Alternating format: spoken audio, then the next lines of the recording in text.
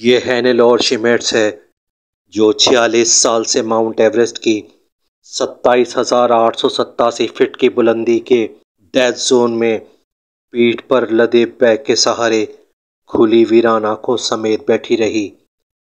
ऐसा क्या हुआ कि शिमेट्स उन वीरानों का मुस्तकिल हिस्सा बन गई और अब वो कहाँ है? आइए 46 साल पहले 1979 के दौर में चलकर देखते हैं कि उसके साथ ऐसा क्या हुआ कि वह उस जगह पर मौजूद रही और चोटी सर करने वाले कोह पैमा उसके पास से गुजरकर आगे बढ़ते रहे।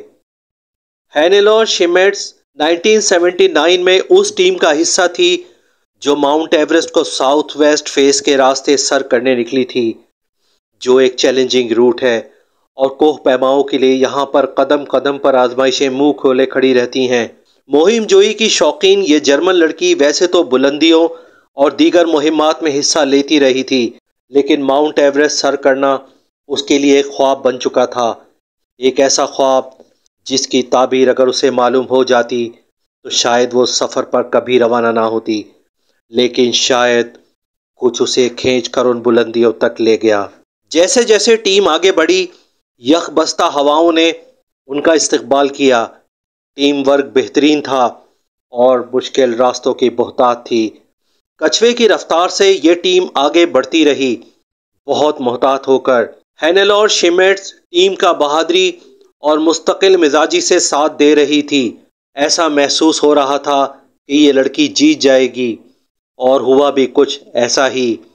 माउंट एवरेस्ट की चोटी को सर कर लिया गया, बावजूद खतरनाक रास्तों, खराब मौसम, सख्त ठंड और तूफानी हवाओं के। शिमेट्स यकीनन इस फतेह पर खुश होगी और वापसी पर अपनी जीत को सेलिब्रेट भी करना चाह रही होगी, लेकिन चोटी पर कुछ वक्त गुजार कर जब टीम नीचे उतरने लगी, तभी वो हो गया जो किसी के वहम गुमान में भी न था। मौसम खौफनाक हद तक बदल गया।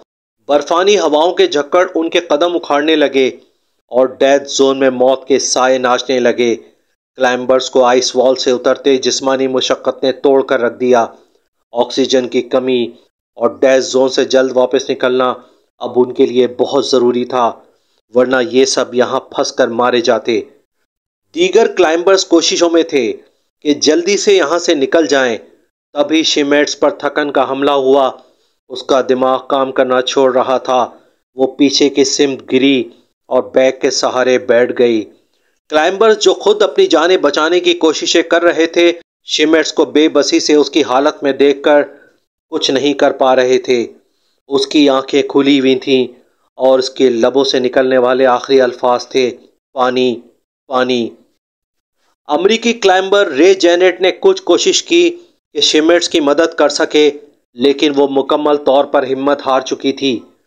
ये 5 अक्टूबर 1979 का अफसोसनाक दिन था और 27,887 फीट की बुलंदी पर शिमेट्स सबको देख रही थी।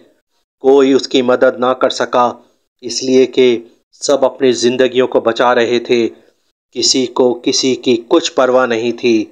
रे जेनेट खुद बुरे हालों में था। उसकी मदद बेकार रही और शिमेट्स अपनी खुली आंखों से हसरत और याद से सबको देखते देखते आहिस्ता आहिस्ता मौत के मुंह में चली गई। उसी तरह बैठे बैठे अपने पुश से बंधे बैग से टेक लगाए। उसकी आंखें खुली रहीं, उसका जिस्म जम गया और वो वहीं उन वीरानों का हिस्सा बन गई।